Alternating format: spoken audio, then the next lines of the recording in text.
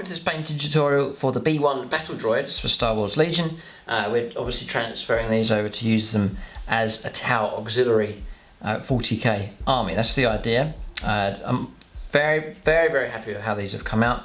I have taken inspiration from another painting tutorial, but I thought I'd produce one just here, just to incorporate the whole colour scheme, the basing and so on, just to show you how you can do the whole project for painting these. They don't take very long to paint at all. And the other thing I'd say is, yes, I'm painting B1 Battle Droids here, and we'll zoom in and we'll show you some of the finished models, but you can equally apply this technique to all sorts of 40k factions. You could, this sort of bone shading quick colour scheme here could, I think would look very nice on Primaris Space Marines. If you're going to have like a desert type army, mightily tempted to maybe go down that route myself. An Astra Munitorum army, the new plastic Steph Core Krieg models I think would look particularly nice in this colour scheme as well. So try and think outside of the B1 Battle Droid models here and think of how you could apply it to other factions, and you're welcome just to take those techniques and just apply it to another range, and I would imagine it will come out very well indeed. So there's a number of reasons why this is so fast, and this is very quick. I'm going to run through all the details with you, all the materials that you need, guide you through the whole process so you can stop and start this tutorial. Just follow me along, and there's no reason why you can't achieve the exact same results as you see here. So we'll zoom in and we'll take a look at the models here. So there is one of the regular battle droids. So take a look at the shading and what you think of that. There's a couple of little processes involved in getting the result that you're seeing. And then I'll show you a few others. I'm starting to introduce the tufts now onto my urban colour scheme. I've done it for the neck ones and I revamped them. Really happy with how it came out, so we've got some of those to add on to the B1 Battle Droids. This is the one with the rocket launcher, like so. There's a squad leader, just with the binoculars. And then there's a few others, but I love the poses on these. They've replicated these from the films exactly right. And just look at the highlighting, particularly on the bone colour, where it's come out the depth to it. So that's the kind of result that you can expect. And you're looking at maybe 20 minutes to paint a model.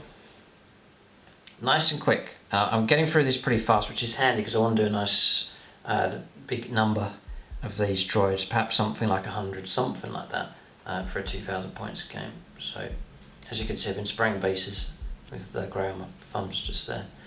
But what we'll do now is we'll run through the materials that you'll need for this project. So I'm all in favour of fast techniques if it looks good. This is a fast technique and the result I think is really nice, so I'm happy to go with that. I don't like quick techniques and they just don't look very good, they look rushed, but I think they've come out particularly well. So use your mixing palette and just tissue for drying off the brush, a water source of some kind. Then a bit of sandpaper you'll require for this. Selection of brushes, rough brushes, fine tipped, just a variety of those. Then the grass tufts here, which I get from Gamer's Grass. Yeah, so no, they're actually from, these particular ones are from Green Stuff World. So that's greenstuffworld.com, and it's realistic green 6mm grass tufts is the one I've gone for. There is a variety of shades. You can go for a slightly browner shade. If you're going for a desert scheme, they do sort of washed out brown grass as well. So there's a number of options available. You can get equivalent to this on eBay. Just look up static grass tuft 6mm and you'll find them available in places like eBay as well. So these are very common now, but I get mine from Green Stuff World. It's handy if you're buying them from the same place with the same name and the same shade, so you can always make sure you're getting the same tufts coming through. If you try and match them up sometimes on eBay, you can end up getting the wrong shade and half your army will be done in a different colour of grass. So I just keep it easy and stick with Green Stuff World. Then I also use the smaller flock here, which is this one. It's called Verdant Green. It's quite a short sized static grass. Games Workshop have their own you can get hold of, it's no problem. That one's sort of a shorter, stubbier one. It's called Verdant Green, and it's from a company called Total System Scenic, TSS. If you Google them, Total System Scenic, they're based in the UK, they make terrain boards and so on. But you can order bags of that static grass directly from them, or just get an equivalent, whatever you want to use there, but it's just a shorter grained static grass. I also have, for doing the basing, a selection of stones. So these have come from a beach here, but just sort of smaller stones, no shells in here, but just sort of pieces of like sandstone, granite and so on. And it's all just very fine. I found it on the beach and scooped some up. So you can also buy basing materials, again, very readily available. So that's just stones. And I also have sand here. There's sand, and then there's stones that have gradually worked their way over from the stones. So I dip them in the stones, sprinkle a few stones, bring them over, and then put the sand on. When I tap them off, some of the stones fall in. So that's what's happened. You've got a mix here of sand and small stones inside there. Sand, you don't need to pay out very much for that. You can get a bag of just general sand. It won't cost you very much at all, so very accessible to get a hold of some of that. Then for doing the basing, I just use PVA glue, polyvinyl acetate PVA for a good stick. And then for spray paints, as you get onto the miniature, to finish it, Munitorum Varnish, about the best varnish there is out there, in my opinion. It just gives you a bit of a satin finish, but an excellent finish of this one. Games Workshop, I think, are onto a good one with the Munitorum Varnish. Corax White, the old Skull White spray from Games Workshop. These are particularly useful for this colour scheme because it's a finer spray and a more precise spray, I think, here by using the Games Workshop stuff. In this case, I would recommend you go for Games Workshop unless the brand is very equivalent to this. It's a nice mist that comes from these, which is useful for this scheme. Chaos Black. And then for the base itself, as I've used for my urban colour scheme through the years here on the channel, it's the Montana Gold range. And this one is code 7070, and it's called Stealth Discreet. Or Stealth it's called. Yeah, Discreet, I think that's another language, so Stealth is the name of that one. It's like a sort of totally dark grey, but it's a bit darker than a mid-grey. It's a nice finish, as you see on the basing just here. It seems to match in quite well with many of the battlefields that we use on the channel. But you're welcome to use whatever you want for the basing, but it's the urban that I decided to go for with these. Originally I was going to go for the brown basing that you see on like my Harlequin army, but there's too much browns going on, so I switched back to the urban colour scheme, and that means they'll match nicely with my current Tau army, which uses the exact same scheme. Then next is paints. So a limited number of paints here. So White Scar. I also use Dawnstone, Iron Breaker, and then Seraphim Sepia for the base. And then, I think for the first time ever in any of my tutorials, contrast paints. Finally starting to get onto these. So we're using Apothecary White. This is quite a key one. Black Templar contrast paint. And then, this is optional, but the tutorial I followed did a 50-50 blend of these two. So that's Skeleton Horde, and then also Aggaros Dunes. So you could go either or, it depends what shade you want to go for. But it's both of those combined 50-50 is what I've gone for. I'm very happy with the results, so I'll stick, I think, with that. And you want uniformity here, you want the art models to look the same. The plan is to try this technique. It may be a bit tricky, but I'm going to try it on the tank, the AAT Trade Federation tank. We'll see how that goes. Hopefully it turns out well, but I want to try the exact same process on the tank. And if it works, that'll be great because it's quite a quick process, but we'll see what happens. Works well on the smaller models. We'll see how well it goes on the larger models. So that's the materials that you need. What I want to do is talk a little bit about colour schemes. So obviously you can go to the film as your colour reference, and you do want to try and replicate that as much as possible. So I have some of the rules and so on from the Star Wars Legion set. Now it shows you the colour scheme across here. So they're saying to you, prime the model, base coat the model, wash the model, relayer the model, highlight the model, and then add in your details. Now, nice result. It's a lot of work, lots of work involved, and this is why I want to show you a technique that is 3 times faster, if not more, than what you're seeing across here. So a lot less work involved. And in fact, I would argue that the result is actually better than what you're seeing here without all the extra work. The traditional way is to, and I've done it in a lot of my tutorials, is your base colours, you wash, you relayer, you edge, highlight, and so on. Now with this, you're cutting out a lot of that, saving a ton of time, and I think getting some great results. I think the key as well with contrast paints is that a lot of people sort of putting the paint on and slapping on and that's it, but you can work with the contrast paint to get a better result, which is what you'll see here in this video. So we're going to depart away a bit from this standard process, which still works fine, but it's a longer, drawn out affair for sure. And then just looking at the artwork. So we're trying to replicate this, and what you're seeing here is this model, or this battle droid. It's been painted, in real life, it's been painted, it's been sprayed, it's a metal it's robot, and then it's been sprayed. But the shade, look at the shading on it. You've got extreme colours up here on the nose, running down to very dark recesses here, and the artist has replicated that. And we're trying to get that, so it's not just one colour, we're trying to get all these shades represented, all these extreme highlights as well. So what you're trying to do is to move away from, technically, that's correct. The model's sprayed and you've got your natural shading. But for miniatures, it's just not strong enough. So you've got to create artificial shading and to create the effect of light and dark on the model. That's what you're trying to do with this process. So again, if you look at the artwork here, you've got extremes of shading going on. So very stark on the extreme highlights, and then darker in the recesses. I'm going to try and replicate that with these models. So we'll use a number of things that we can do to make that work.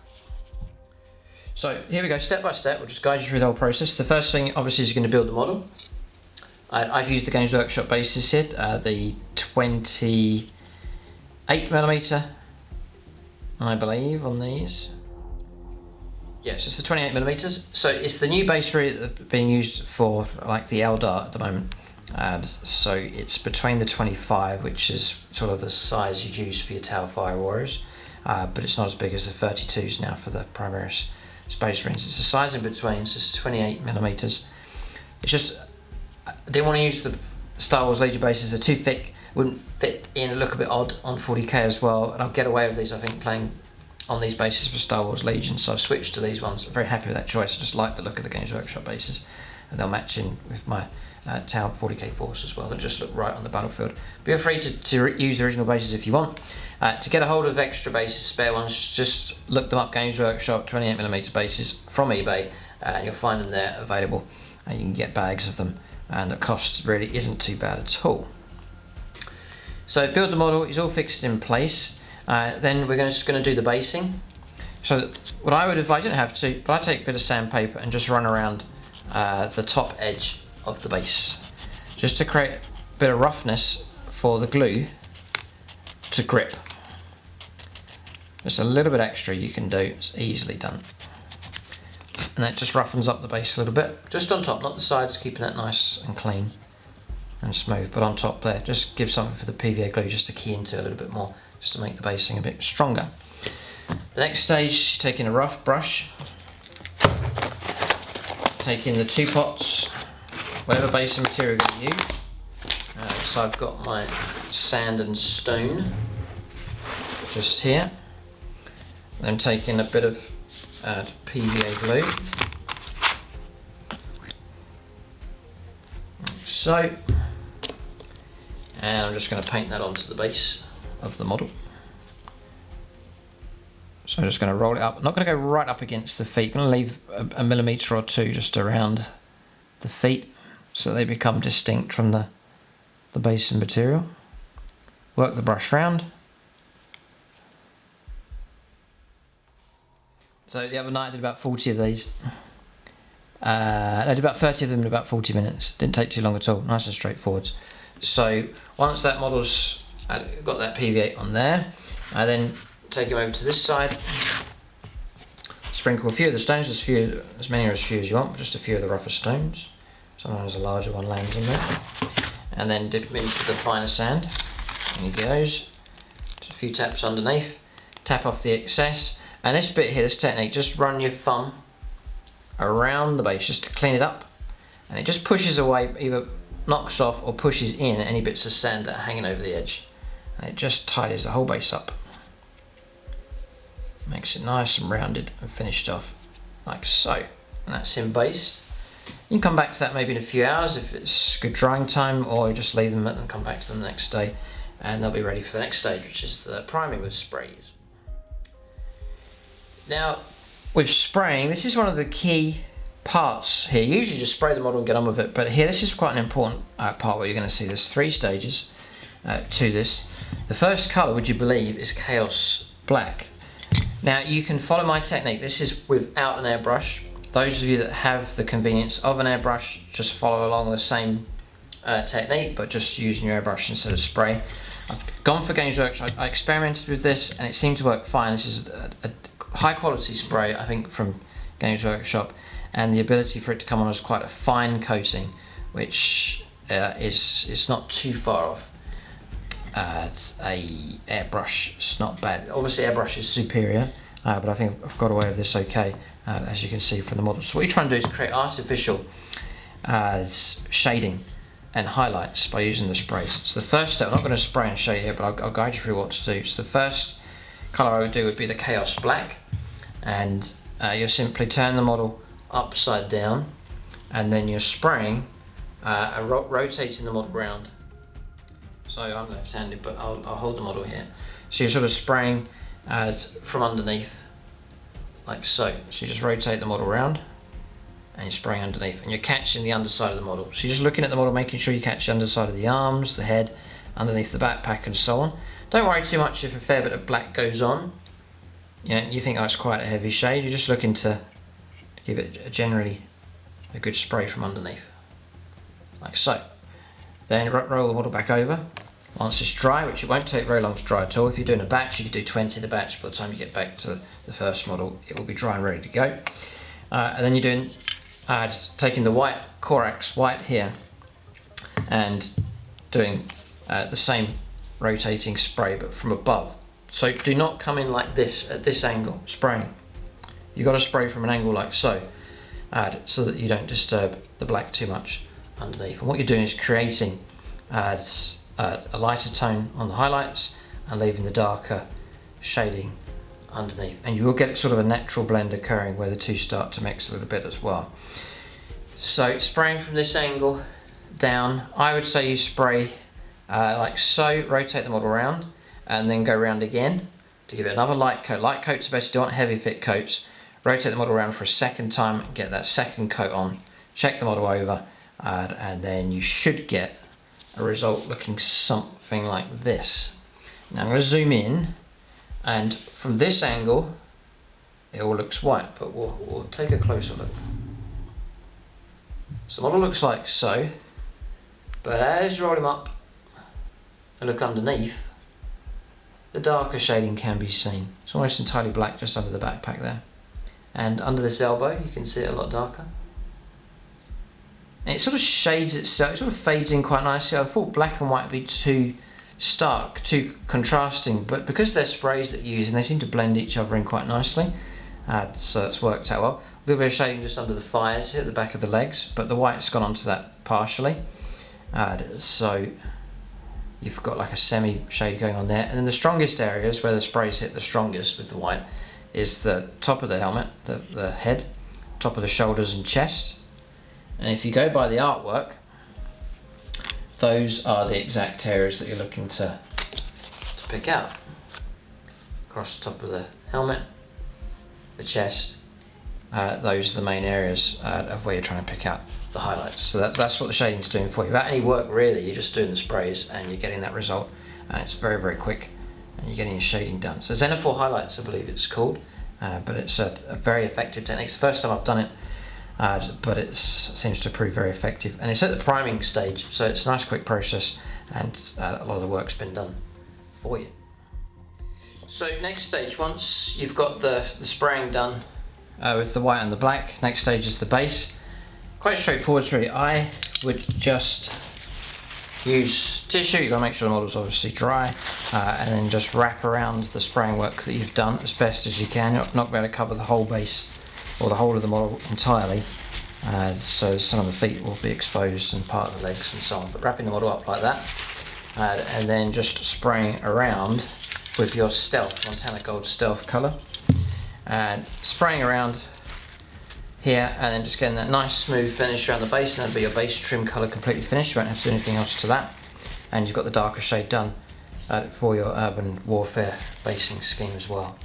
So just spraying around, letting it dry, and letting the model dry out entirely. I found if you go the other way, I had been spraying some models where I was spraying the base first, letting it dry, and then wrapping up with the tissue, or whatever material you want to use, wrapping around like so, which is a bit trickier, and then spraying with the white and the black. But I was finding when I was taking the tissue away, sometimes even when it's totally dry, you're still having some kind of effect on the base. So in order to get it completely smooth, no interruptions, I do the spraying of the base last now and wrap up the model with the tissue like so, and you'll get a result looking something like that. So base trim is done, basing's done, base is primed and shaded, ready to go, and you've got your Xenophore Highlights on the model.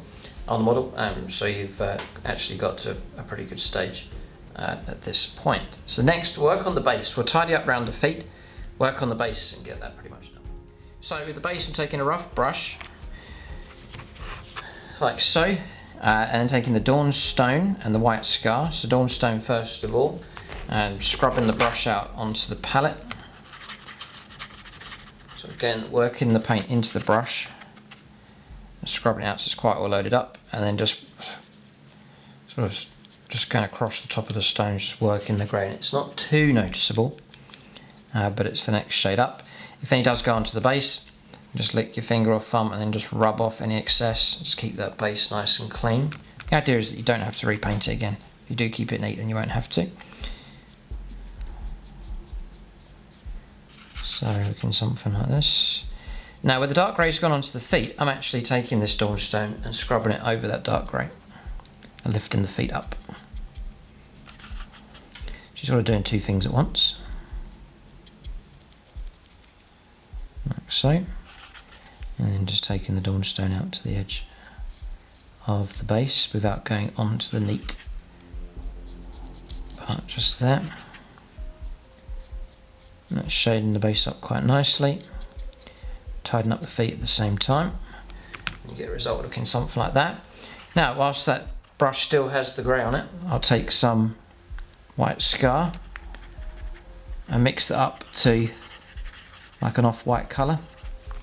This brush is getting quite dry. I don't want it too dry, so I'm actually going to bring in a little bit of water. That's got a better feel to it.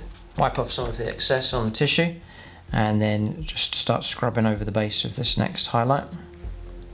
You can see a difference there. Pick up a bit more of the paint, and again I'm going to highlight. I'm going to flick across the feet with this colour, and it matches in nicely. And I'm actually doing a bit of shading as well, so I'm trying to replicate the Xenophore highlight, like so. Tops of the feet, the shins, backs of the legs. That's all nicely worked in as I'm doing the base. And then I'm just going to scrub around these stones, go up to the edge of the base,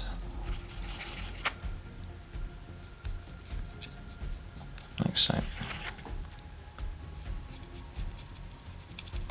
So now you've got something like that. I can bring in a little bit more white if I want to, just to flick across the shins, backs of the legs, whatever you need to do to match that highlight up to what you've sprayed. and very happy with that result. So we've got two things done in one go there. We've tidied up the legs, and then we've also got the basing highlighted with two tones just there. So now the model looks something like that. Let that dry, and then we'll go on to the next step. Next stage is Seraphim Sepia for your basing. I'm going to take I guess you can use a rough brush again. One like this, one with a little bit more control, but just looking to work around the feet. Like so, and then just some patches on the base as well. Just so it's not a plain grey, but you're actually working a little bit of shade, bit of colour into the base, just to make it a bit more realistic. And looking something like that. Quite straightforward. As you can imagine, doing batches of these you can work through very, very quickly indeed. That's the basing pretty much finished. All you're looking to do after this is to put the flock and the static grass on there, and that base will be finished. So next we're going to focus on the model next. So the next stage is your two contrast paints just open at the same time. So Skeleton, Horde and Aggaros Dunes. This is going to be the most work involved with the model. And what we're trying to achieve is our mid shade, dark shade and light tones all in one go. So it's a bit of brush work involved here, but it's going to save you a ton of time because you're getting all the shading, highlighting done in just the one go instead of those multiple stages that we considered earlier on. So you're taking those two, and then your flow improver here, or your contrast medium. You can use that if you wish, but you can get something equivalent to that from artist shops. So it's just flow improver, acrylic medium. Here, something you pay something like it's about £7, and this will last you forever. So I'm going to put a few drops of that just onto the palette, or one drip will do for this model. The idea is we'll use that medium to help us create the extreme highlights without having to use another colour. So I've got my brushes as size 2 on the Artist Opus brushes.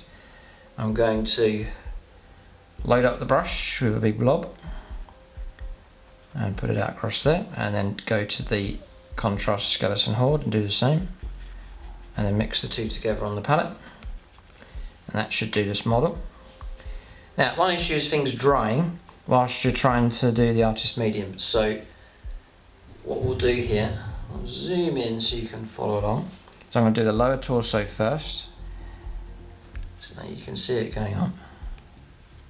And contrast is just that bit stronger pigment, so that even something as stark as white is shaded nicely.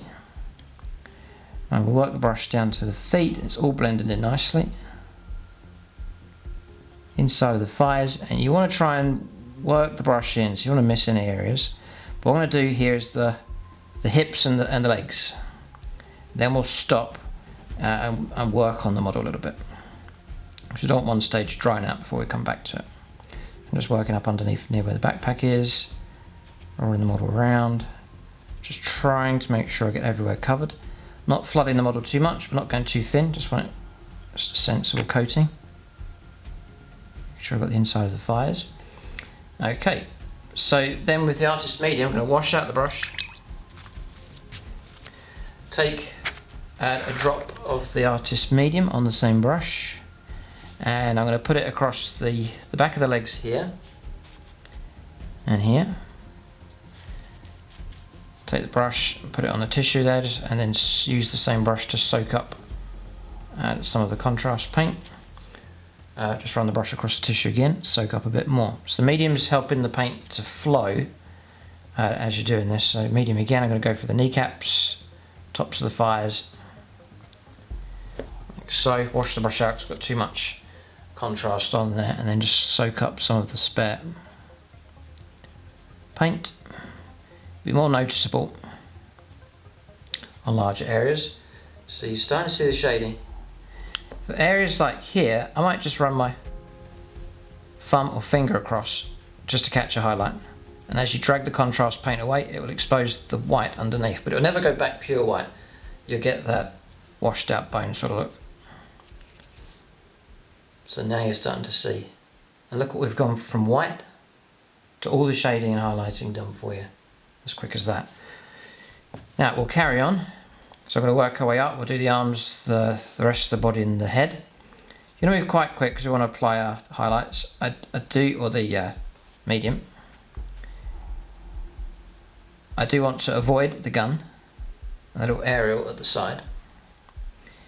I don't want those being shaded, I want them white. I don't want the brown showing through when we apply the shade a bit later on. So working around. To be too strict. If there's tiny mistakes, I'll leave it. But if it's glaring, then you just simply use white to repair any major overflow. The hands go around the grip, around the bottom of the gun. Going to work underneath the helmet here, around the base of the neck. Just rotating the model around. Underneath the head, down the neck. The helmet running out of contrast, so 2 drops. Mix that up. Work the brush in. I want to get that shading in there. I'm working around the backpack now. Underneath this arm, you can see it's shaded nicely with black. And get in there, and then finally the backpack, but not the aerial. That's looking pretty good. Just stab the brush into the recesses. Okay, now wash the brush out. You need to move quite quick. Artist Medium, run that across the top of the helmet, top of the chest, top of the shoulders, then across the face of the backpack. Now that stuff's doing its work. I just need to remove excess by drying the brush out a little bit. You can see that happening before your very eyes, and then I'll soak up some excess here. We've got a lovely shading going on with the backpack. I'm going to soak up some excess from the nose and the helmet here. Just being careful. I'm going to take a little bit off the chest. Shoulders, just flick with my finger just to help that a little bit. Off this shoulder. I'm just going to run my finger across the arm to pick up some extreme highlights. Across his ear, edge of the elbow, back side of that arm. And I think that is come out really well. So very happy with that. So you've got your darker shade, which has been helped by the Xenophore highlights that you've done with the Chaos Black and the Corax White.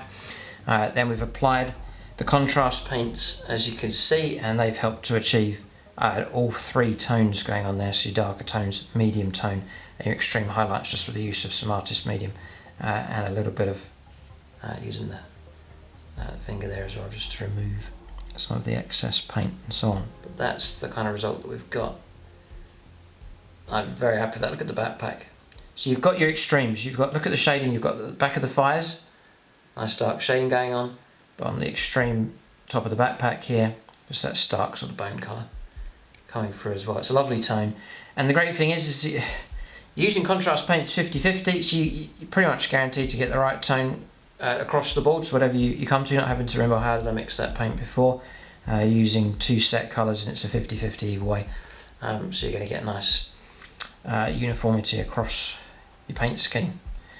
So once let that dry. If you have made any mistakes on areas that aren't meant to, like for example these aerials here, if I am being fussy, I could repaint them. So I've got some brown on them. I'll see if I can lift that with a brush, which I can because it's still wet.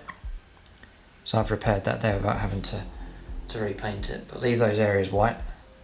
Let that dry. I heartily recommend you let it dry, so you can carry on with your batch. And if you're doing 10, 20, you may well find this dries quick enough that you can just get straight on with the next colour after this. But let that one dry. It's drying up nice. Look at the backpack there. Very happy with how that's come out. So I'll let him dry. But a lot of the work's been done on the model. It's you're at a good stage now. Really, at sort of the finishing stages next. Okay, so once the model's dried, and look at something like this, we'll do the black next. Which really, again, you're painting black but doing all the shading and highlighting at the same time, and you can do that with the contrast black Templar. So I'll take a brush with a good point in it, but not too fine, so it can lift a fair bit of the contrast, but still have that control at the tip.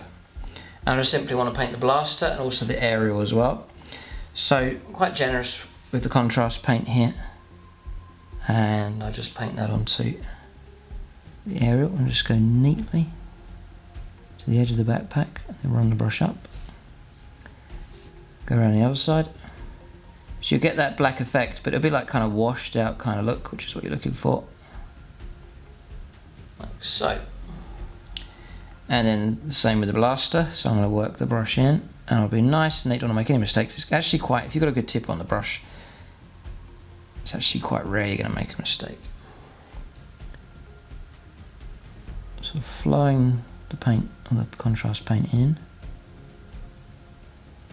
like so. Again, don't want any white spots, any areas that I've missed, so I'm just taking my time to go around, like so. So that's the inside of the gun. And then just going around the fingers. I've gone over the fingers there, so I'm just going to rub that off with the tip of my finger. Go across the main part of the gun. You just see that white disappear. And the shaded black take its place, run across the top of the gun. Just behind the gun. Around the trigger and the bit that encloses around the hand. Just going to look underneath here. Looks all good. So you get a result looking something like that. And there he is. Right, so we'll let that dry. There's another option next, which is optional. You can go for it if you want. That's just to flick a bit of battle damage on there, just with some Ironbreaker. You can sit a little bit, just adds a little bit of a silver glint, bit of battle damage, just to add a bit of realism to these. So I'm just going to get straight on with it here. The Ironbreaker, I'm not going to put that on the gun. The shading that's complete on that one. So again, brush with a nice sort of tip to it. Taking some of the Ironbreaker, just going to run it onto this palette here, but not onto tissue. There's a coating of it there on the brush, but it's not overloaded. And then I'm just going to simply just catch some edges on the battle armor. You'll probably not see it too much, but it will give a little bit of a glint. Catch the tip of the nose, a little bit on top of the helmet. It just turns in from looking, you know, it could be a stone object, we know it's not, but looking a bit stone, just adding a bit of metallic. I'm just sort of sideways with the brush, just catching the edges. It's sculpted well enough that you can just catch edges with it. And just go around the back of the legs. Not sure if you're catching any glint of this on camera, so it's optional, it's very faint, but it's there. And catch the top of the knees. I'll load up a bit more paint. The key, I guess, is not to go overboard, do too much, but just to catch some edges. Bit of battle damage. I think it's catching there on camera, you can see it. Just a bit of a glint. Like so. Again, very quick. And that's actually the model finished. There's nothing else to do. We're just going to do the basing next, and we've got ourselves a B1 battle droid complete. Alright, so we'll do the basing. I'm going to take my grass tufts. I don't put them on all the infantry bases, maybe just a few, because you can soon get your way through them, but we've got ourselves a smaller tuft here, and I'm simply going to dip it in my blob of PVA. I've got a nice bit of it on the base, and just plant it. So we'll just go, I'll tuck it in there.